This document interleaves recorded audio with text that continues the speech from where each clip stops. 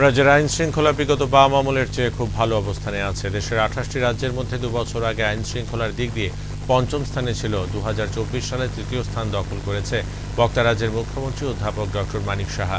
আগামী 19শে এপ্রিল পশ্চিম ত্রিপুরার লোকসভা আসনের নির্বাচন। এই নির্বাচনে বিজেপি মনোনীত প্রার্থী রাজ্যের প্রাক্তন মুখ্যমন্ত্রী তথা রাজ্যসভার সাংসদ বিপ্লব কুমার দেবকে বিপুল ভোটে জয়ী করার জন্য শাসক বিজেপি দলের নেতৃত্বরা আগে থেকে মাঠে ময়দানে নেমে প্রচার কাজ জোর কদমে চালিয়ে যাচ্ছেন। তারই পরিপ্রেক্ষিতে সোমবার 4 বরজলা মণ্ডলের উদ্যোগে সুরেন্দ্র দেবনাথ স্মৃতি লঙ্কামোড়া কমিউনিটি হলে বিশিষ্ট নাগরিকদের নিয়ে মতবিনিময় সভা করা হয়।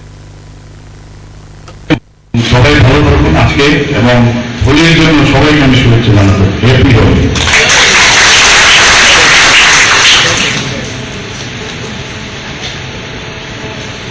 বন্ধুগণ, আমরা সবাই জানি এর মধ্যে দিনক্ষণ ঠিক হয়ে গেছে। আসন্ন লোকসভা নির্বাচন, আমাদের দুটো আসন, একটা পশ্চিম আসন, একটা পূর্ব আসন। পশ্চিম আসনে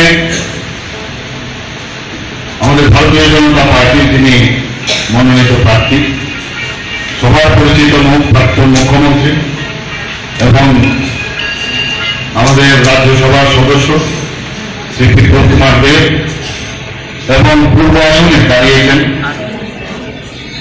রাজবাড়ির কন্যা, আপনারা সবাই জানেন কে বিক্রম মানিক্য বাহাদুরের উনি কন্যা এবং মহারানী কৃতি শ্রী দর্পণা মহোদয়, এবং যেখানে ওনার বিয়ে হয়েছে সেখানেও উনি মহারানী, সেখানেও মহারাজার বিন্দুতে বিয়ে হয়েছে। তো ওনাকে ভারতীয় জনতা পার্টির পদ্ম ফুল চিহ্নে ওনাদের দুজনকেই দাঁড় করানো হয়েছে, এবং সেই কারণেই কিন্তু আজকে এই বৈঠক। মত বিনিময়ে আমি শুনলাম এখানে রায়বাবু বলেছেন, রিটায়ার্ড টিচার, তাছাড়া জীবন আচার্য মহোদয় বলেছেন যিনি পেনশনার। এখানে খুব ভালো লাগলো আমাদের মাইনরিটি সম্প্রদায়ের আমাদের মেয়ে আমিনা বেগম এখানে ওনার বক্তব্য রেখেছেন।